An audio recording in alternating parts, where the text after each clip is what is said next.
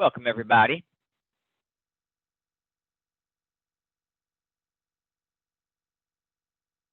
Thank you for arriving early. We'll give everyone a few minutes.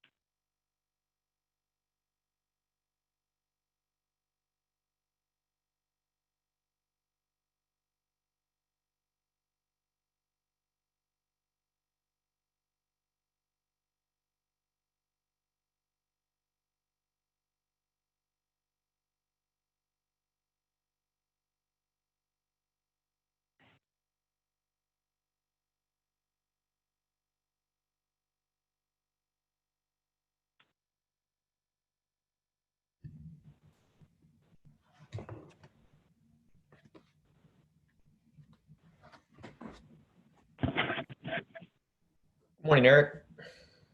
Morning, Matt. Did you get yourself to the barber lately, Matt?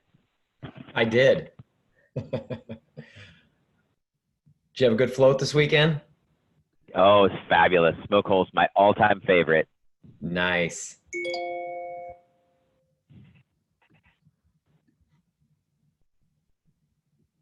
Got out on a big chain of lakes at the top of the watershed. It's the start of the Fawn River. Tons of boats out there, giant waves. It was a lot of fun. We actually got this 4-person canoe going about 10 miles an hour going downwind in the waves. My goodness, that's racing. It was flying. Our trip, we had, normally you can't run the smoke hole in the fall, but it's been rainy, so the water was up. So we did it, and we thought we were going to do 3 days, 2 nights, and we were flushed out of the canyon in 2 days and 1 night. It's just the river was moving right along. Can you put in the chat box the spelling on that river?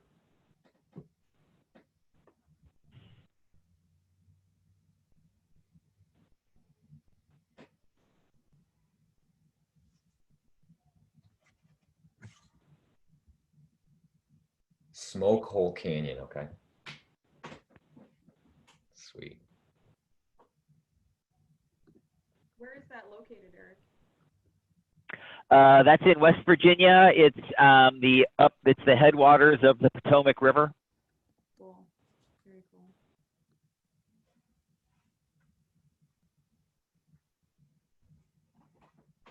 It goes through the Monongahela National Forest, so water was crystal clear. It's fabulous.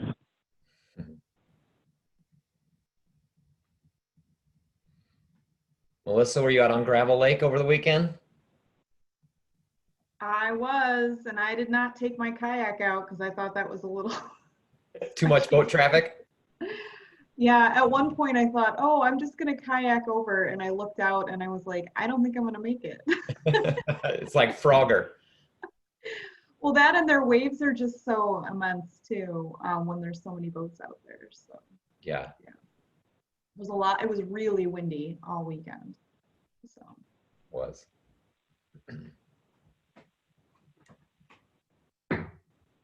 So Matt, we're at 2 after the hour. We have 18 people in addition to myself on the line.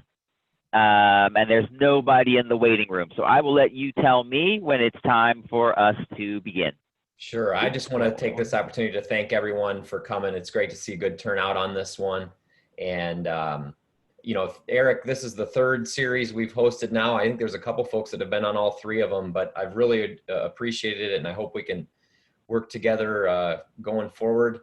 I do have the presentation for those who are on this one who maybe didn't catch the other ones. I have the Closing the Deal recordings that we did available. And if you just reach out to me, I can get you a link to those. But I just appreciate this opportunity to work together again. So Matt, I have made you the co-host. So if you can keep an eye on the waiting room, I'm going to go ahead and get started. And if anybody wants to enter after I get started, Matt, if you could keep an eye on that, that'll be great, because I'm going to move the Zoom off of the main screen. So now it's over. Come on, let's go. I got it, Eric. And I'm going to begin. Assuming I can make this change here. What's going on? There we go. Okay, so welcome everybody. Many of you have been on these with us before, which is terrific, but some of you may have not. So I want to just do a quick Zoom tour for those of you who haven't been with us, because we are going to make full use of all of the Zoom features. And so now, depending on the computer that you're using, if you're using a Mac or a PC or a Chrome or a tablet or a phone, your screen may look a little bit different from what I'm about to show you right here, but you will have all of the same features. And so here's what it looks like. And instead of the logo, you're going to hopefully you see this big PowerPoint, and you see my little red ball bouncing around. Eric, we're still not seeing the screen share yet. Or at least I'm seeing the screen share. Let's fix that. I think you see it now. Got it.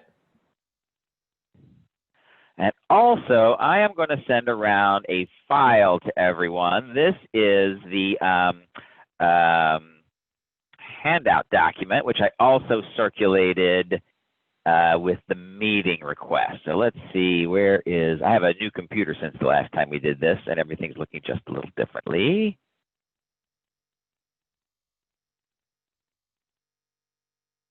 Did everyone receive the file this morning with the in-class exercises handout? yes.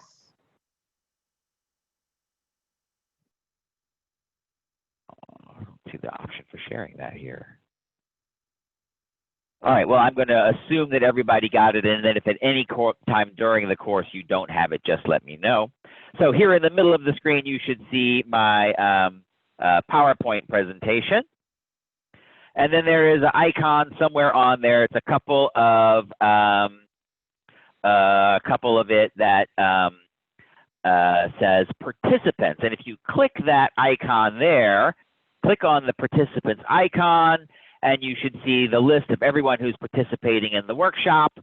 And right there, that's my name, but you should see yours. And if you hover your cursor over there, you'll have the opportunity to mute and unmute yourself, and also to rename yourself. So first, let's all practice muting and unmuting ourselves.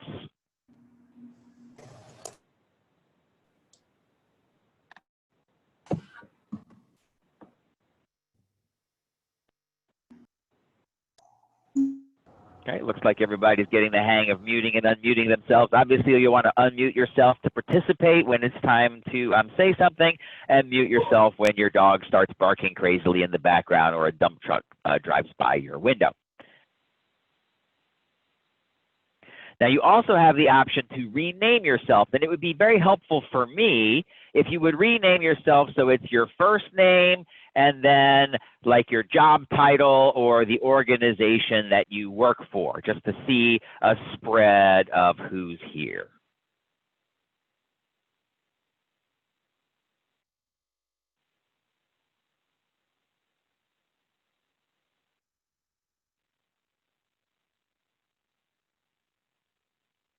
Just go ahead and rename yourself. Yes, there we go. Annie's got it.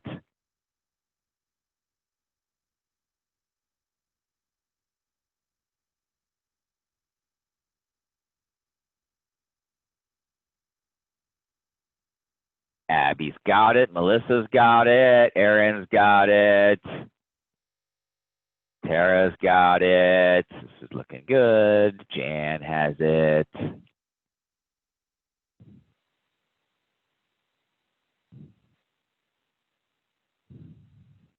Okay.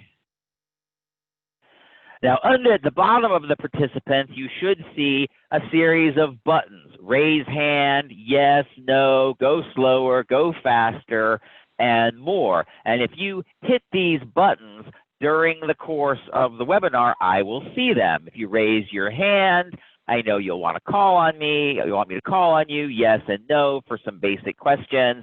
If I'm moving too fast, you can say the go slower button. If I'm boring you with how basic it is, you can hit the go faster button. So I want everybody to take a moment to find the raise your hand button.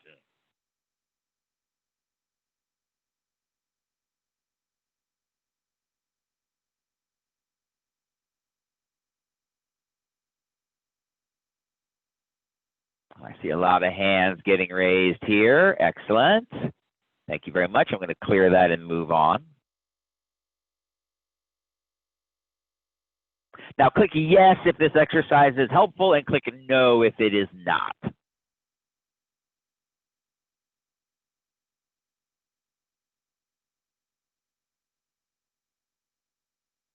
I noticed back when the pandemic first broke, everybody thought this was super helpful, but we're all getting a lot of practice with Zoom as the months go by. I'm seeing a lot of yeses there. Thank you. I'm going to clear that.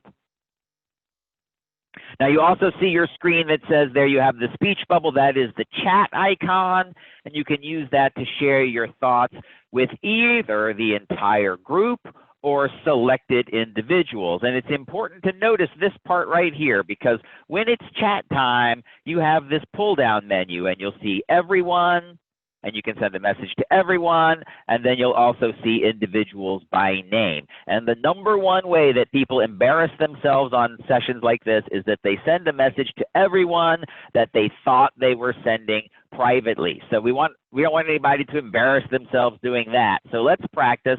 First, everyone sent a short chat message to everyone. Just say good morning or hello or whatever you want to say, and send that message to everyone.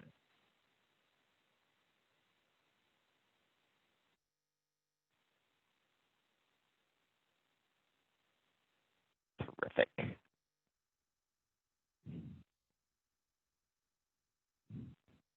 And now send a short chat message just to me.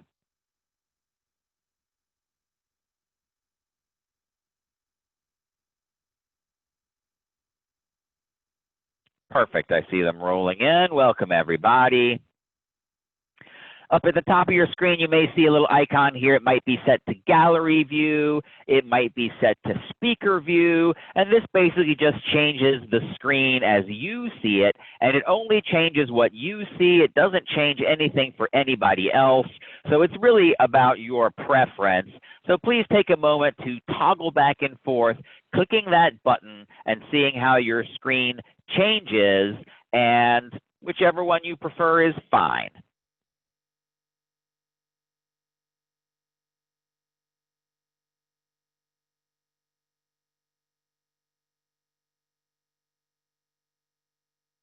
All right, so let's get down to it now. This course is called Social Skills of Social Media.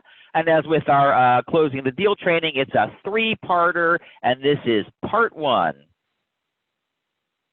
And we have, here's the description of the course. Is your social media generating more zzz than buzz? Or even worse, are you still relying on press releases and reports to get the word out? This course demystifies Facebook and Twitter specifically and social media generally, and reveals how environmental organizations like yours can join the conversation and grow your audience. And so in this session, we're going to focus on some basic social skills for posting and tweeting that your audience is going to like, is going to share, and is going to want to engage with. And I want to thank, before I dive into this, the Water Research Foundation. They are one of our clients, and they funded a lot of the research that goes into the course that I'm going to be sharing with you here today. So big shout out to Water Research Foundation. So we've done the warm-up and the acknowledgments. Now we're going to do a warm-up exercise to get into the spirit of it. Then we'll do an overview of the state of social media today, and then we'll do the social skills and a quick overview of our message method, and that will be a wrap for today. So now in the warm-up exercise, what we're going to do is explore the difference between what they out there in the world want to hear from us and what we are giving them on social media. And this started with a survey, and here's the survey report. We surveyed 400 social media users, and we asked them to rate topics that their water utility, the water company, might share with them. This was funded by the Water Research Foundation, so their focus is on water utilities, and I know that some of you are water utilities and some of you are allies, so keep that in mind as you go through. So we asked 400 social media users about information they could possibly get from their water utility. And then we visited the Facebook pages of 26 water organizations, big, small, medium size, all around the country, and categorized what it is that they are actually posting about. So we heard from the social media users what they want, and then we compared it to what they're actually getting. And so now this is page 1 of your in-class exercises. There it is, the first of those. If you don't have that handout, raise your hand and I will try and resend it. If everybody has it, then we will move along. And for this first exercise, here we go. We asked about 6 topics. Public events, updates on construction and repairs, environmental tips, offers, and incentives for consumers, tips for preventing clogged pipes and sewage backups at home, updates on health and safety problems, and various announcements about the utility, such as awards and hires and promotions, etc. And we asked the users to rate them, and we checked and saw what the utilities were posting about. And so now here is the exercise. You have it on your handout. I'll leave it on the screen as well. So in the left-hand column, what I'm going to ask you to do is guess what in the survey they told us they most want to hear from the utility, what they least want to hear from the utility, and everything else in between. And then I want you to compare it.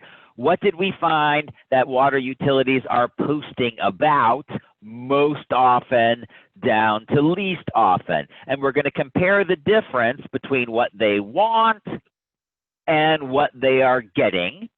And this is not, actually, I think I might put you into breakouts for this. I'm going to put you all into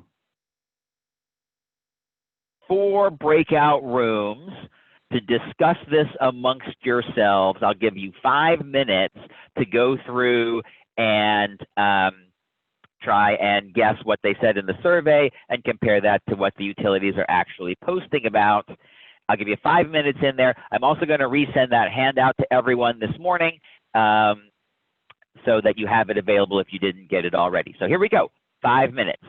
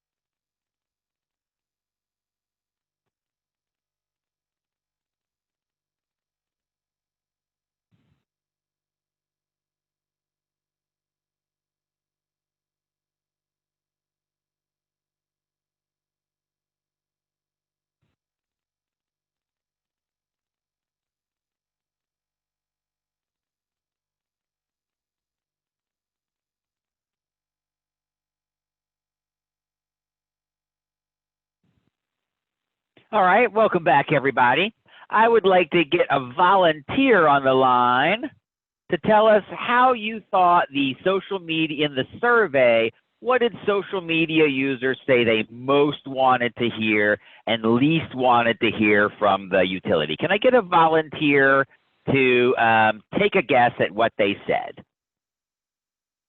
All right, Erin, go ahead and unmute yourself and share us what you think, what you came up with. All right. Our best guess was what they most want to hear is, oh, I lost my PDF. So you'll have to rely on my brief notes. The health and safety, things that directly affect their health and safety was first. Construction and how it affects traffic was second. Tips for clogged pipes. Environmental, the one that had the word environmental, it was like environmental tips. Yeah, tips, offers, and incentives. Yeah, that's the one. Public events and utility announcements. Terrific. Can I get a volunteer who came up with their best guess on what water utilities are actually posting about? Can I see a hand for someone who wants to take a shot at that?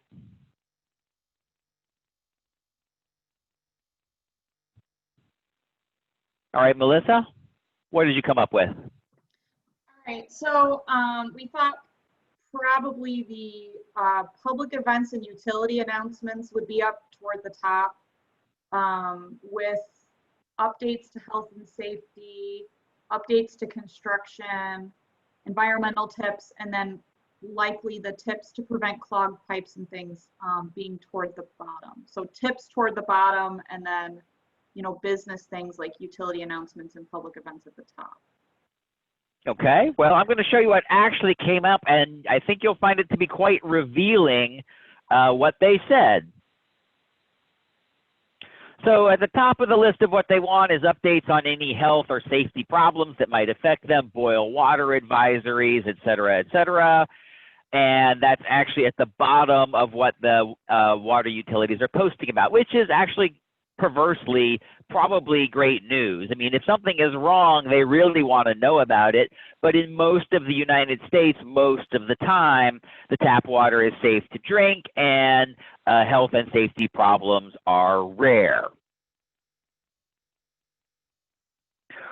But what might surprise many of you on the line is that what the social media users told us is that they are actually not that interested in public events like festivals and volunteer activities. There's a small percentage of the public that is very interested in these things, but most people are really not interested in these things. And yet it was the #1 thing that water utilities were posting on. It was the #1 thing that water utilities were posting on social media. The #1 thing that they were posting was down towards the bottom of what the customers are interested in.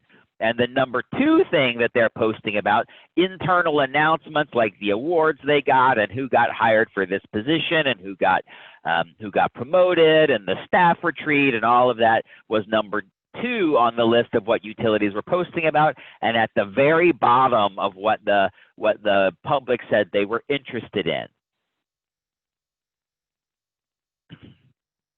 Now, it's a little bit apples to oranges, I'll be upfront about that, but they were reporting, the social media users reported a lot more interest in environmental tips, offers, and incentives than the water utilities are actually sharing.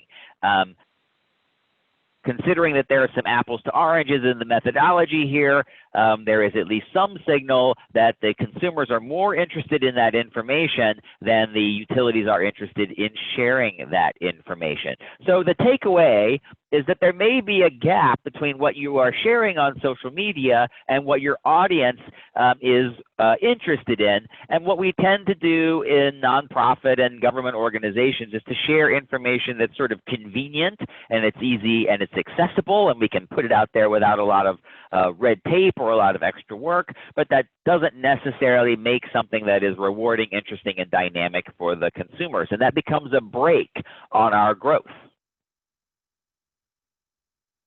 So let's talk a little bit about social media today, which was basically going to make the point of why this is really important for all of you to invest some effort into mastering, and also to be a sobering wake-up call as to the reach that we currently have.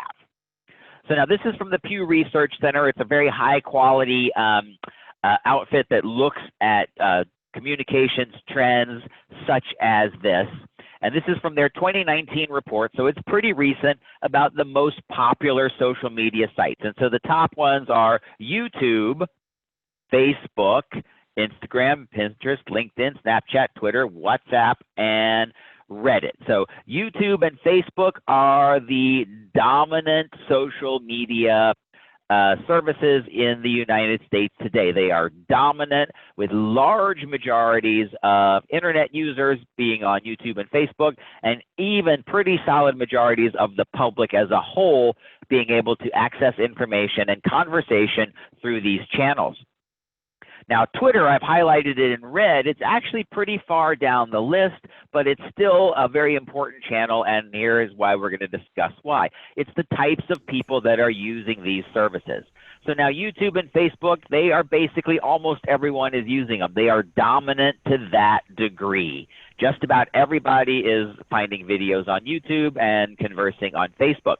Now, Twitter, on the other hand, it's a pretty small percentage of the public as a whole, but it's a highly influential channel because it's where the news junkies, the journalists, and the politicians hang out. Pinterest has a mostly female audience. Instagram has a young audience.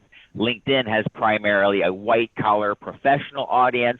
For some of you, there may be specific reasons why you might choose to invest time and effort into these channels, but most water utilities are looking at Facebook and Twitter. Facebook for the broad reach, Twitter for the specialized audience.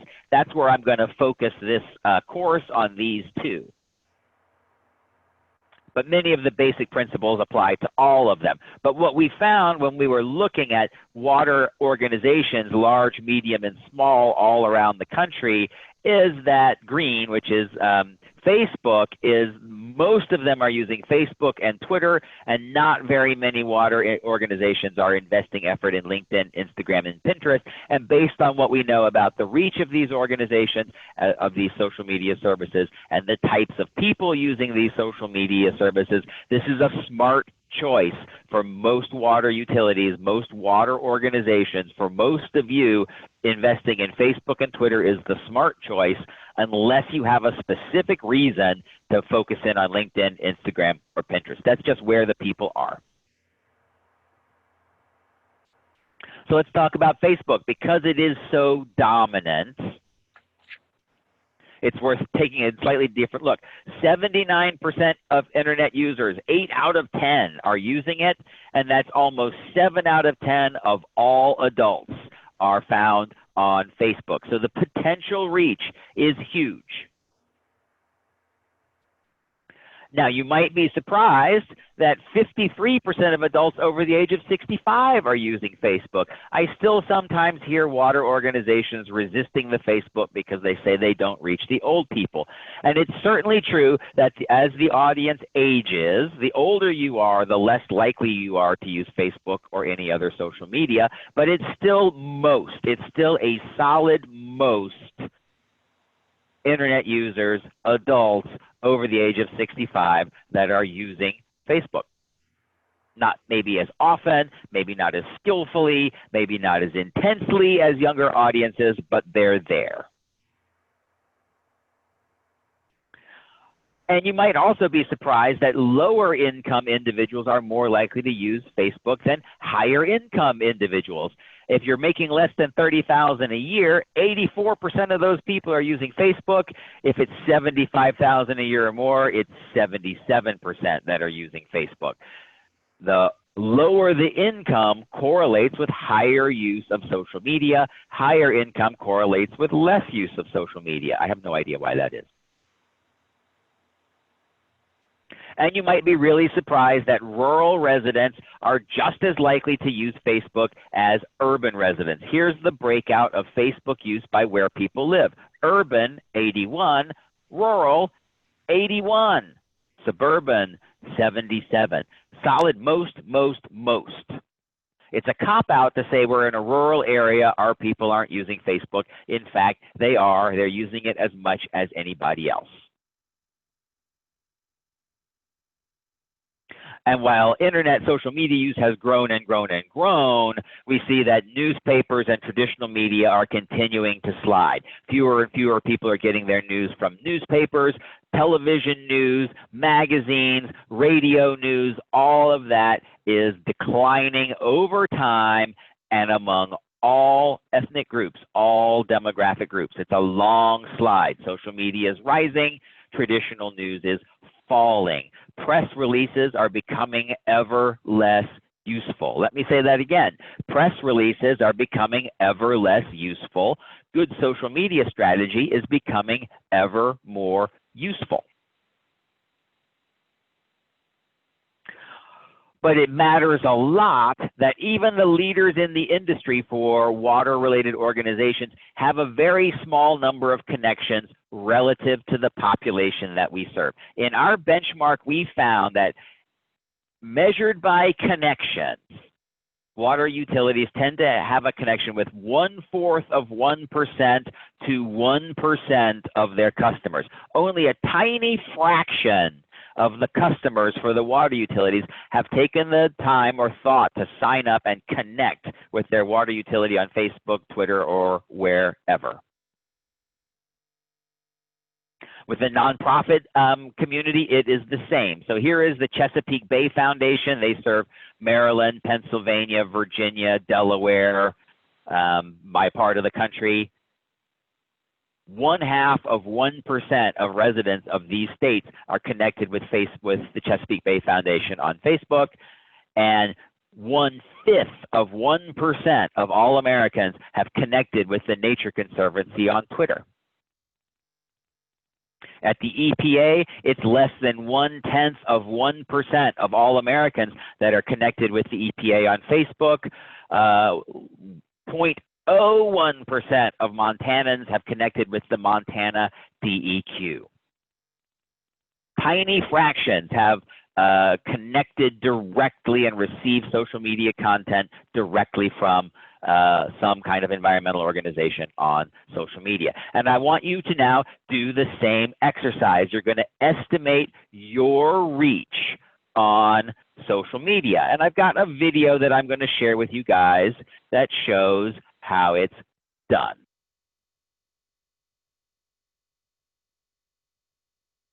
So if you look in the chat box, I'm sending it right now. I got a link for everyone to watch for a short video. So click the link, watch the video, and raise your hand after you've seen it.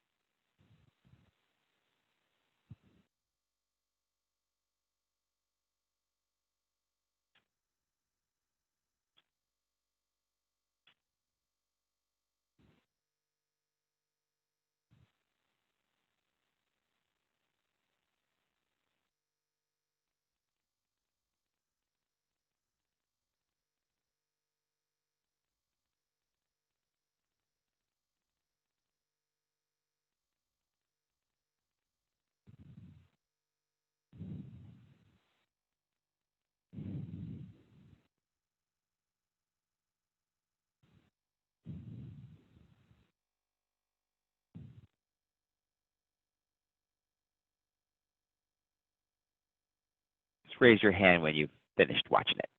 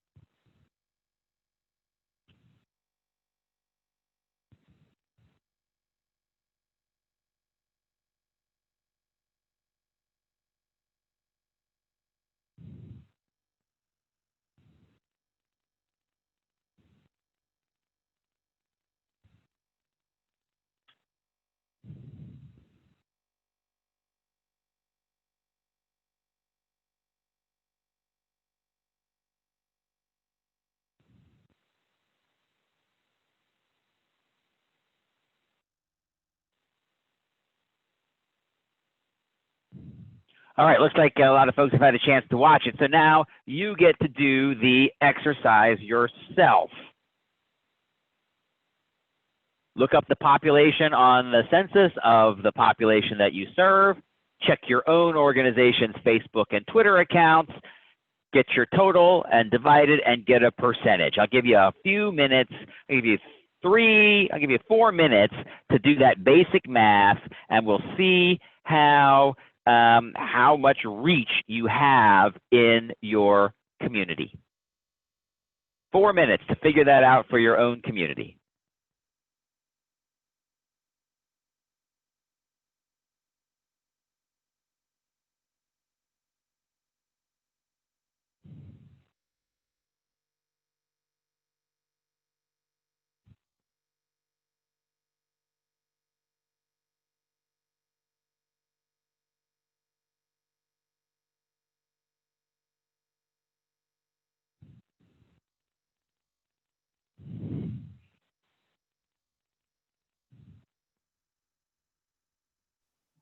Eric, they changed the Facebook, what is it, the layout, so I'm having trouble finding stuff. Just thought I'd let you know in case anybody else has that problem.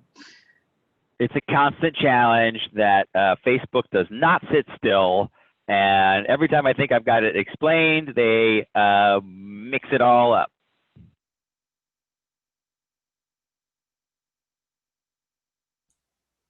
I could see on our Facebook page, there were a couple different stats on the main page on the right-hand side, but there was a discrepancy between likes and follows, and follows was actually higher than likes. And I thought that that would be the reverse. I don't know if there's one number that's more accurate than the other. That's typical, and what I think that means is if they follow you, they see your stuff, but you don't see their stuff. Oh, Whereas gotcha. if they like you, then you can see their stuff. The distinction is pretty subtle, and for this exercise you can just go with the larger number because it will make the same point.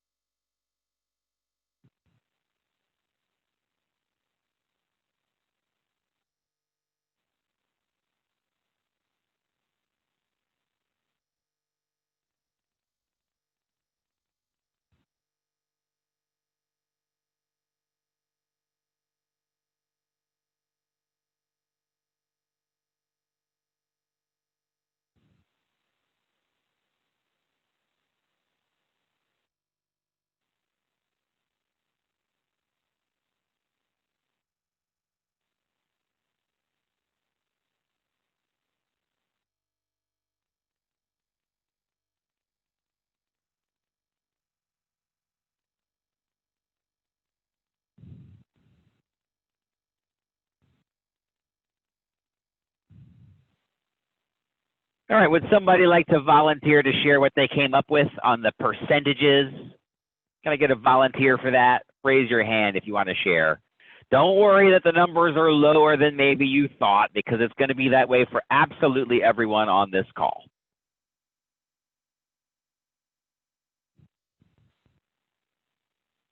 Christy, what did you come up with? Take yourself off mute and tell us what you came up with, Christy.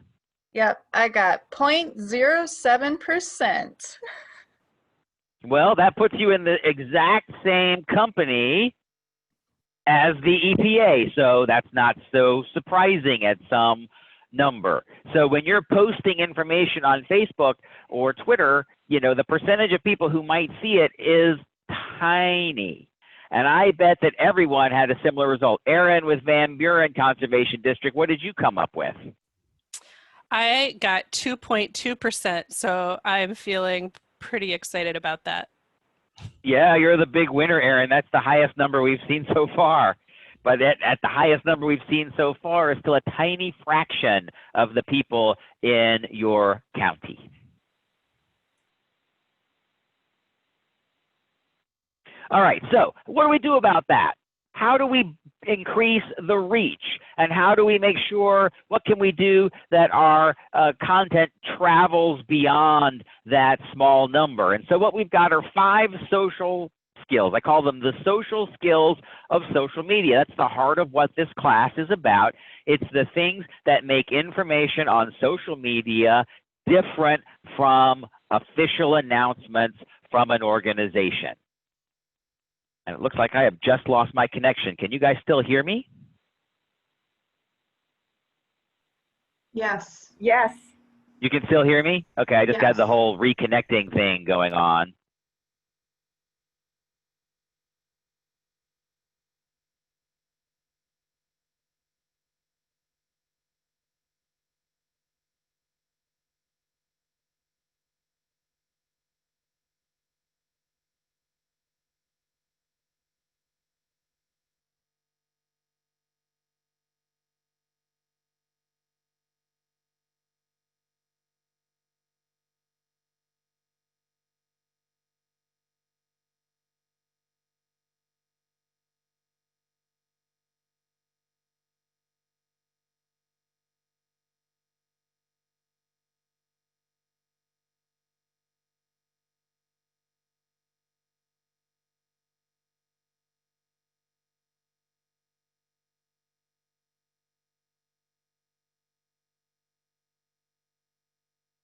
Can you hear me now?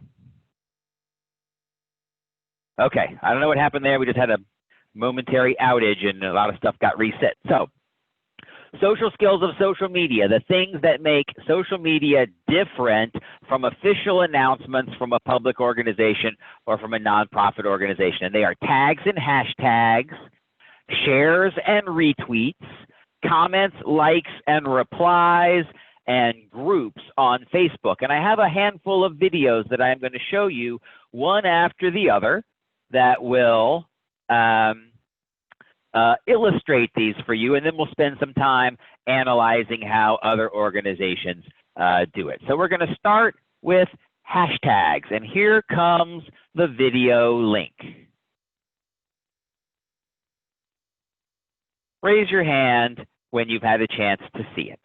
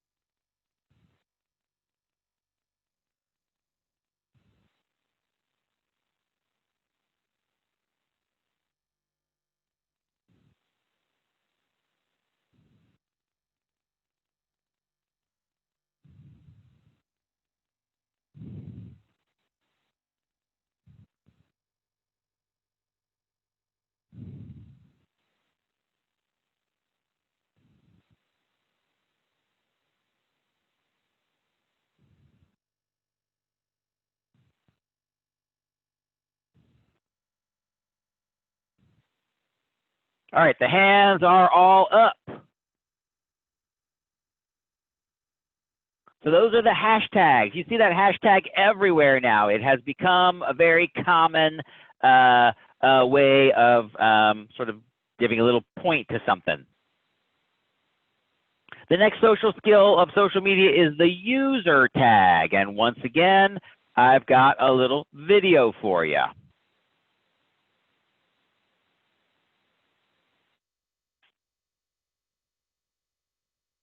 Raise your hand when you've had a chance to watch that one.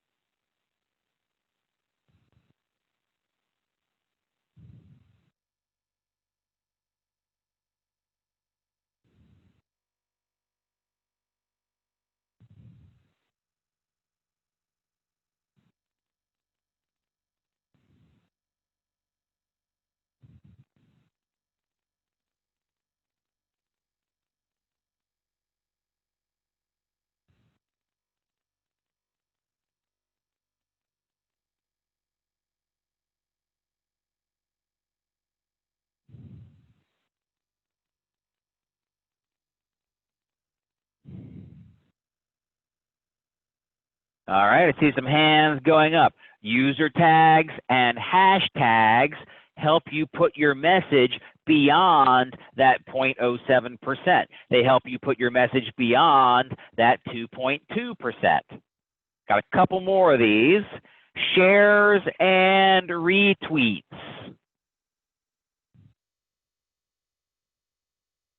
Now, I know it seems a little bit weird for me to share videos while we're all on the line together, but you can also see that if I was just pulling up and screen sharing Facebook while this was going on, I might not be able to have the examples lined up quite so smoothly. So here we go, shares and retweets.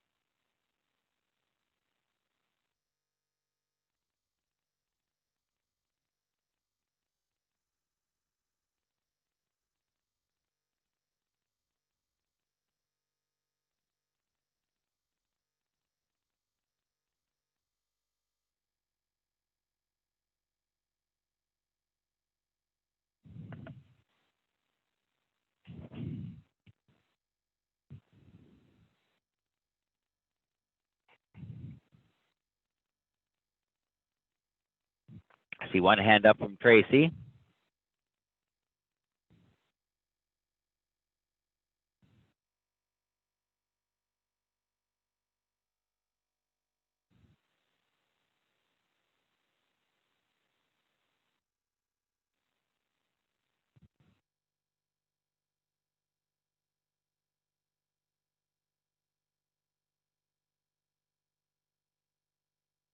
One up from Dara.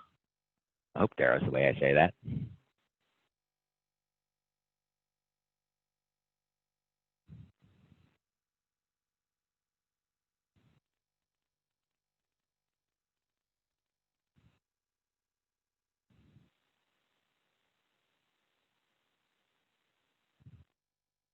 One from Tara. When two more people raise their hands, I'm going to assume that everybody else has.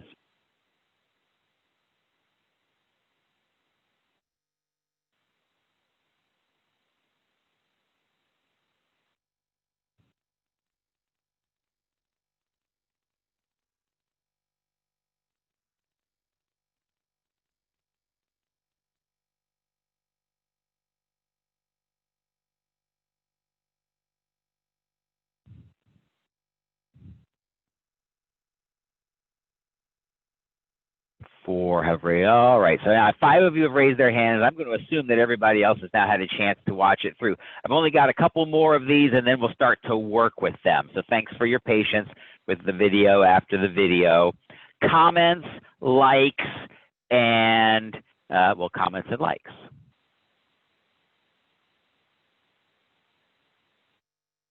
Here comes the link.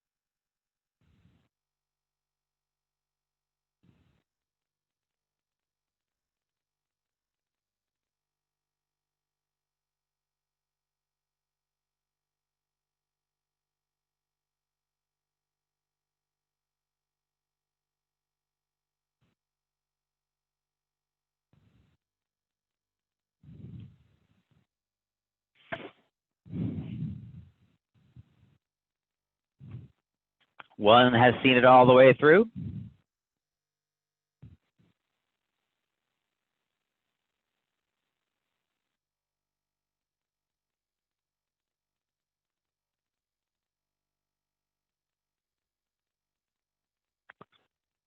All right, looks like we've got it all there. This is the last video now that I have for you guys. These are groups, which is a Facebook thing.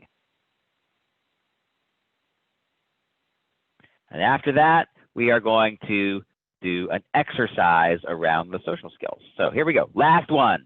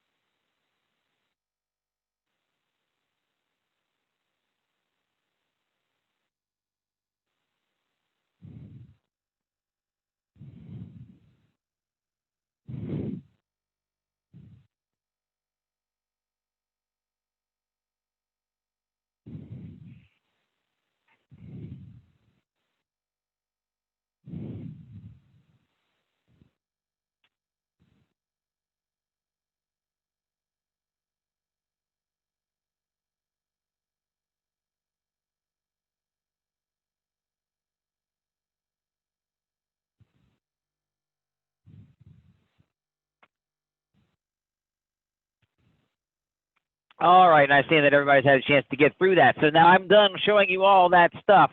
Thank you for your patience with the videos.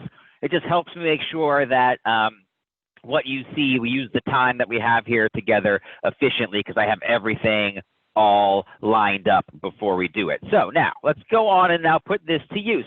You use these different techniques, the tags, the hashtags, the user tags, the groups, the liking and the sharing and the retweeting to take your messages on social media and take them out beyond your 0.07%. Take your messages out beyond your 2.2%. The people who are hearing from you directly is so small that you really can't accomplish that much if you don't find ways to send your message out wider than that base. And these social skills can help you do that. And so what we're going to do now is an exercise. We're going to put this together by observing how other organizations are using hashtags, user tags, and sharing and retweeting. So I'm going to send you into the breakout groups in just a couple of minutes. I do have one last video that shows you how the exercise works. Then I'm going to send you into the breakout rooms to do this exercise. All right, so here is the link. This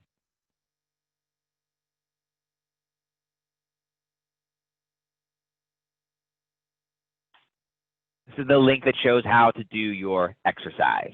Raise your hand when you've had a chance to watch it all the way through.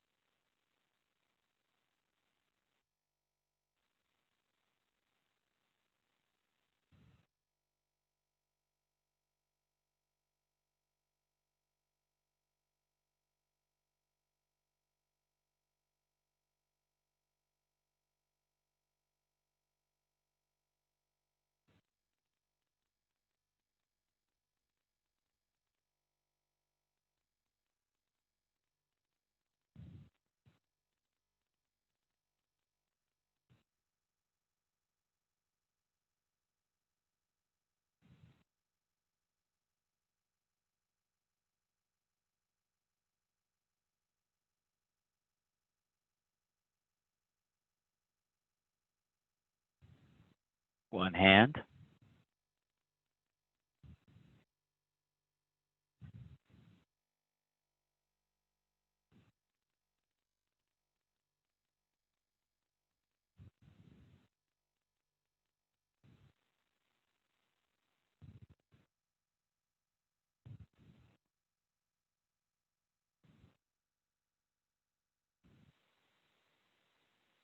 All right, everybody's had a chance to watch it. So what I'm going to do now is I'm going to send you into the breakout rooms. I'm going to give you 7 minutes to do this exercise with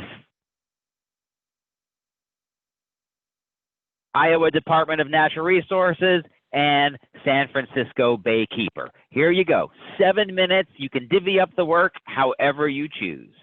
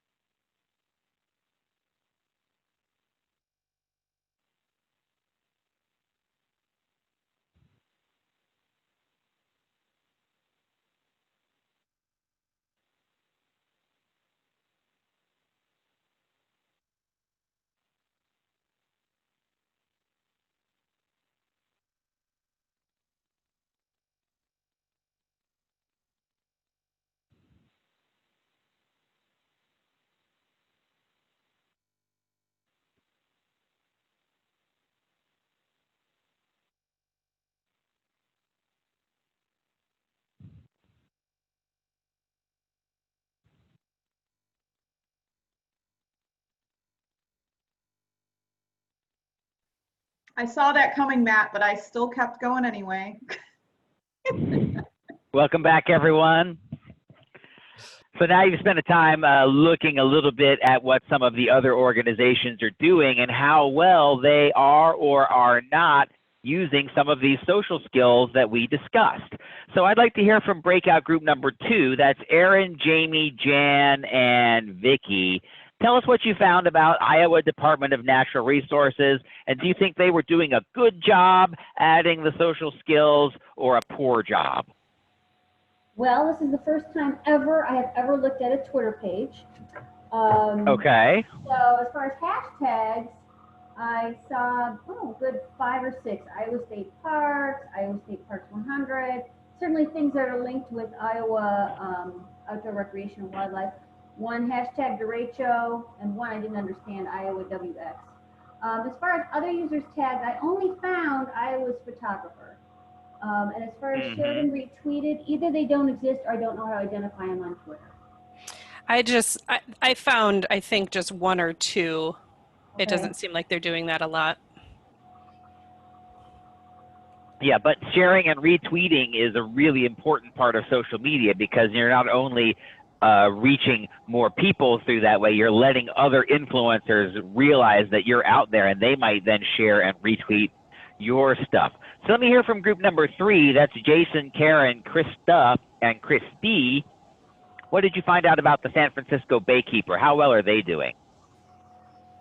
I looked into that one, and well, Christy and I both did, and they definitely share a lot, but we only found like 1 or 2 hashtags at all. And I scrolled down quite a bit, and then just a few users tagged, but definitely did a lot more sharing.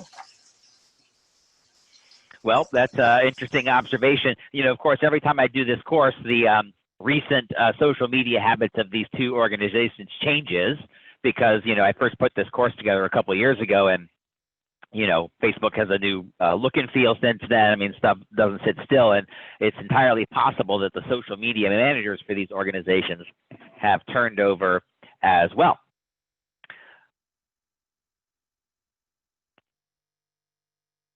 Okay, so now we're going to run quickly through something we call the message method, which is some of the basics of good content.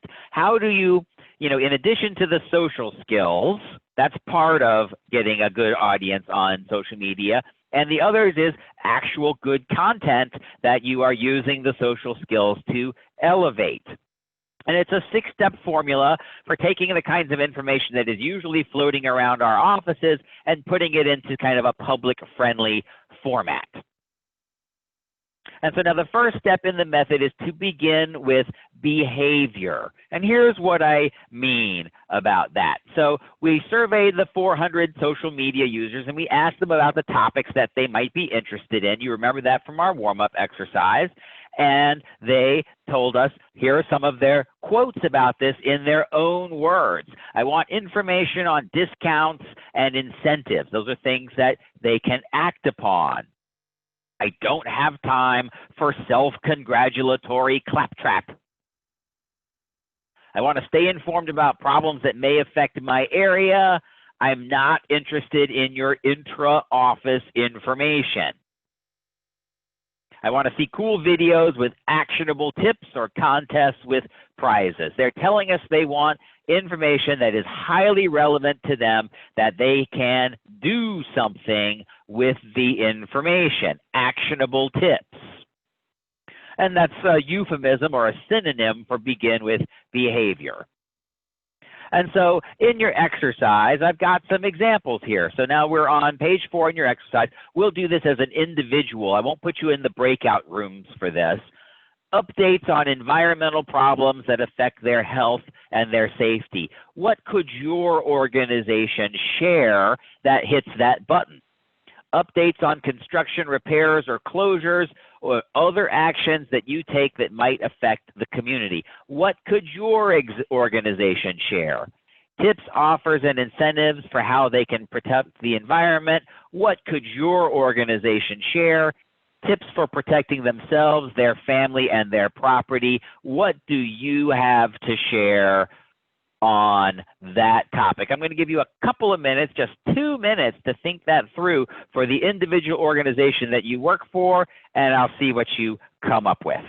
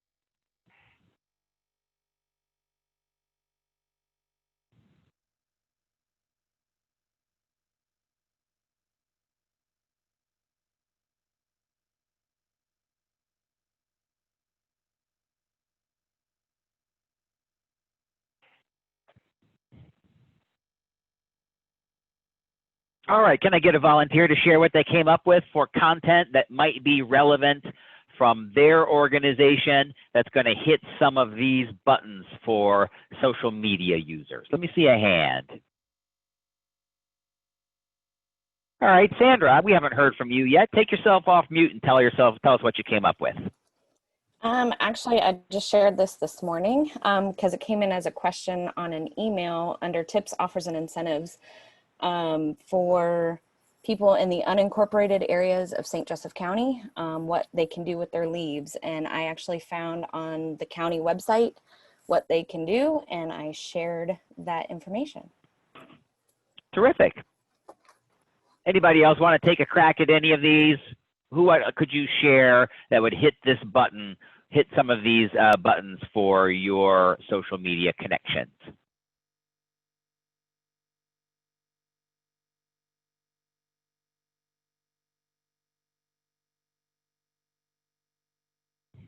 Matt, how about you? I'll just call on people. Thanks, Eric. I was just thinking of one under the updates on construction, repairs, and closures. We've got a dam in the watershed that's getting removed. And so the site there is a popular access site for people who like to paddle and fish, and sort of giving them an update that right now that park is closed and navigation around the dam is an issue. Okay, terrific. Yes, that sounds exactly like what would fall under that heading right there.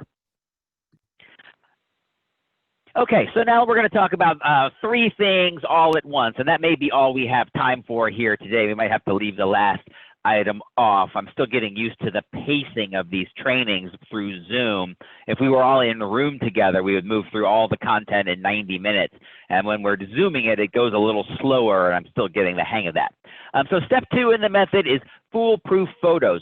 Social media is primarily a visual medium. And what we see here is a chart that talks about photos or the different kinds of content you can share, and you can see that people are far more likely to engage with a photo post than any other. Same thing on Twitter. A post with a photo is more likely to get retweeted than any other type of Twitter content. Social media is primarily a visual medium. So what kind of photos do you want to include? Well, a good one is faces. Eyes are the windows to the soul. Here I have a Facebook post from Climate Reality, and here I have a tweet from Waterkeeper Alliance, and you see clearly facial expressions featured large in the social media. That is good practice. Facebook, of course, is well known with the memes, and it's important to understand why you see so many memes, and what they do is they pair a face with an expression and a quote, because that's how responsive we are to faces and facial expressions. Hugely powerful communication, faces and facial expressions. This is from the local bar in my neighborhood, which unfortunately did not make it through the pandemic, but I still loved their memes and their sense of humor there. Another good category of photo to think about is monkey see, monkey do, I like to call it. That's showing the activity that you want to promote. So, for example, this was from Colorado Parks and Wildlife. They want you to get out and enjoy the parks. Here we are, somebody out enjoying the parks. This is NYC Water. They want you to come out to their cleanup day. Here's a group of people at the cleanup day. They're showing photos of the behavior that they want you to see. And then finally, the evergreen before and after. This is before the forest fire, after the forest fire, before the rain garden goes in, after the rain garden goes in. These types of images are very helpful.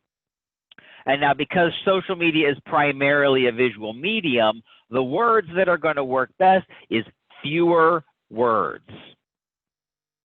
So now here's an example of a Facebook post from Florida Sea Grant, and they have got the dreaded See More link. And when you get See More, the number of people who are going to click that link to read the rest of your post is very small. So what you're basically doing is posting an incomplete thought. Now, at the time that I put this training together, the maximum length of a Facebook post was 422 characters, which looks like that. You can put 422 characters in before the See More link pops in. But the optimal length that's going to get the most likes, shares, retweets, et cetera, on Facebook, likes, shares, comments, is 40 characters. Just this much is the optimal length. The shorter it is, the more punch it's going to have, because what you see here, of course, is about the right amount for a caption on a photo. On Twitter, the optimal length is actually a little longer. It's somewhere between 70 and 100 characters, and that looks about like this. It's more or less a sentence or a short sentence and a half a sentence. That is the optimal length to maximize the amount of likes, comments, retweets, etc. that your tweets are going to get. And the more likes, comments, and retweets you're getting, the more people are going to see your content. Now, the next step in the method is the tempting testimonial, and that means any kind of a third-party validation. And I've got some examples here. This is from Oxfam, and here they are on Facebook, and they are not showing you their staff and their board. They are showing you someone who is making a point that's relevant to the organization. And here's a tweet from Riverkeeper with Mark Ruffalo, the famous actor. It's not their staff. It's the people who are supporting their work, involved with their work, affected by their work, featured with photos and quotes.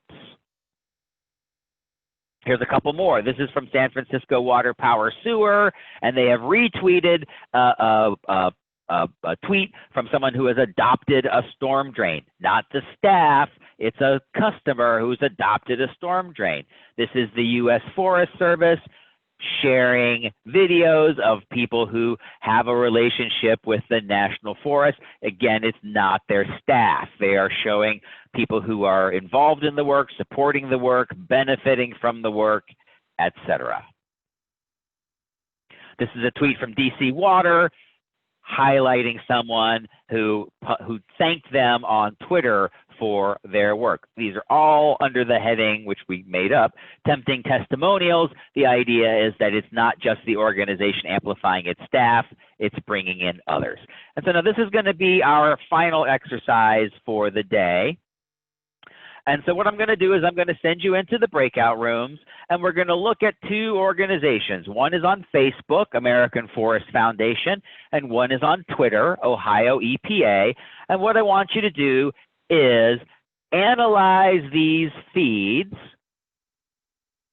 take note of the photos that they are sharing on their feeds, and do you see faces? Do you see actions? Do you see before and afters? Take a look at the words.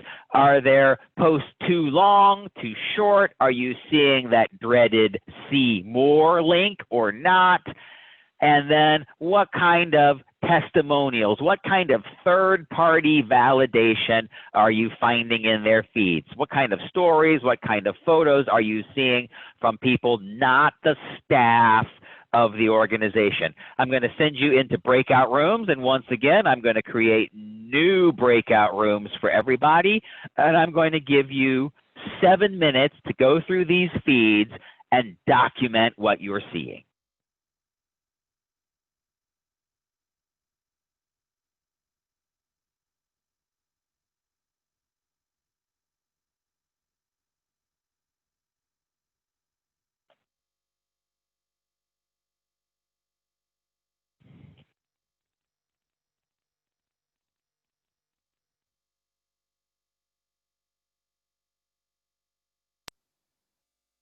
Hey, Eric, I have to go to another meeting, so I'm gonna scoot out. I'm sorry about that, but I will be back next week, and I appreciate it. I'll see you next week, Melissa. Thanks for joining us.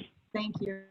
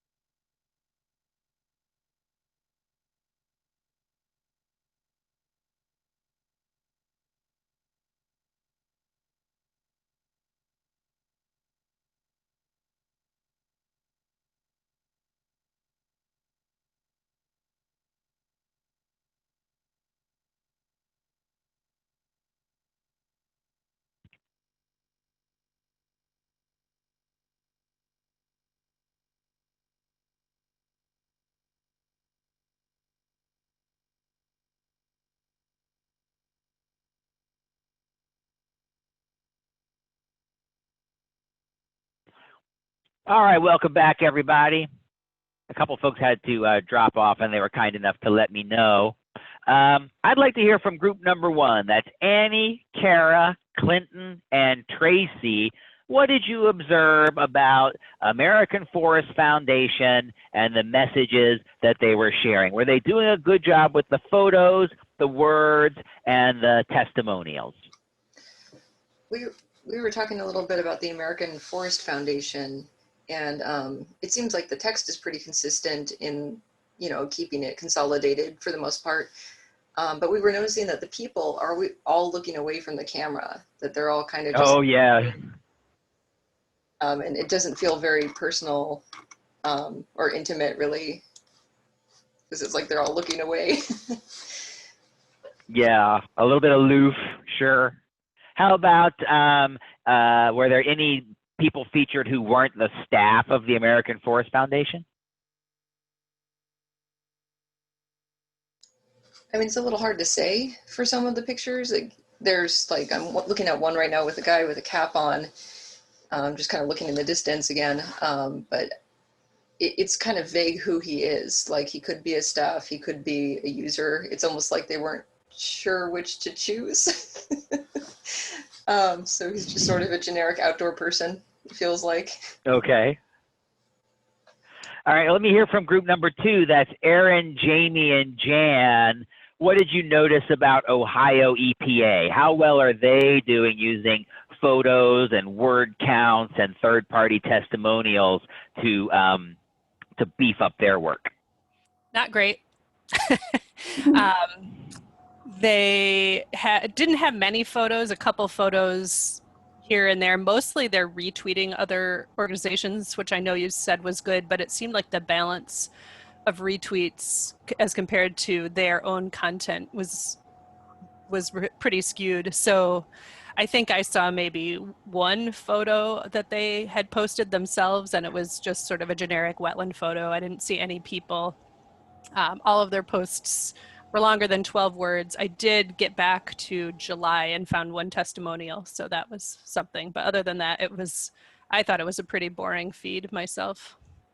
Yeah, you had to go all the way back to July to find any input or any thoughts or photos of anybody who's not the staff of the organization. That says a lot. It's painful to do some of these exercises, but when you have the benefit of looking at the social media feeds of an organization that you don't work for, the perspective that you get on it can then inform when you go turn around and then look at your own social media feeds and see where the opportunities are to improve that content. So now that's going to bring us to the end of our time today. There is one more section called review readability that we're not able to get to in this particular block. I'm going to take a look next week and see if I can squeeze that in, because it's actually really important. You know, we did burn a few minutes at the start of the class, just making sure everybody was familiar with the interface here in Zoom, and we don't have to do that again next week. So I'm going to see if I can scooch that in there. And so that actually does bring me to the next point, which is the date and time of our next session. So we're going to meet again next Tuesday at 9 a.m., just like we are today, and it's going to be more or less the same format, and we're going to continue to use that same handout. And I think I've got everybody squared away with the handout now, and a few of you did ask me to email that to you, and I've got that to you. So hopefully you have that now, and keep that handy for next week. Now, I will send a reminder before the class next week, and I will reattach it once again. But, you know, if you can just hold on to that between now and again, we're going to continue to work through that. And so at this point, I'm going to pause, and I'm going to open the floor for any questions or any comments. And I'll start with a question that came in earlier from Erin, and she said she heard that Facebook's algorithm reduces views of posts that contain links in the body text. And so the Facebook algorithm, we're going to spend a lot of time on that algorithm next week, Erin. So if you can hold that question for next week, and then everybody else on the line will have a sense of what the algorithm is and what that means, and then we'll discuss some of the things that are relevant to the algorithm then. So thank you for that question. Next week is the best time to ask it, because then everybody will get something from the answer. And then I see I got a question here from Annie. So take yourself off mute and ask your question. Yeah, so I think I asked this earlier in the chat too, but when you were talking earlier about like the two most popular social media platforms, you were referring to Facebook and YouTube. So we have accounts for both, and I was just curious what you've noticed as far as the most adaptable trends for posting videos on those two. So, you know, whether that be dividing and conquering and having them both individually posted at the same time, or sharing a YouTube link on Facebook, or directly uploading on a video on Facebook. I was just curious what the best protocol would be for that. Yeah, I don't know if I necessarily have an answer for that, but that's grounded in any kind of empirical data or research. And there is a lot of empirical data and research that goes into this training. If it was my video, I would post it to both. I would upload the video directly to Facebook and then also upload it directly to YouTube. But if you post it to YouTube and then put a link onto Facebook, I'm not sure if there's a major difference there. Okay. You might find doing a few Google searches around that question might get you some kind of authoritative answer on it. I'm not sure that it makes a huge difference either way. Okay, thanks. Any other questions?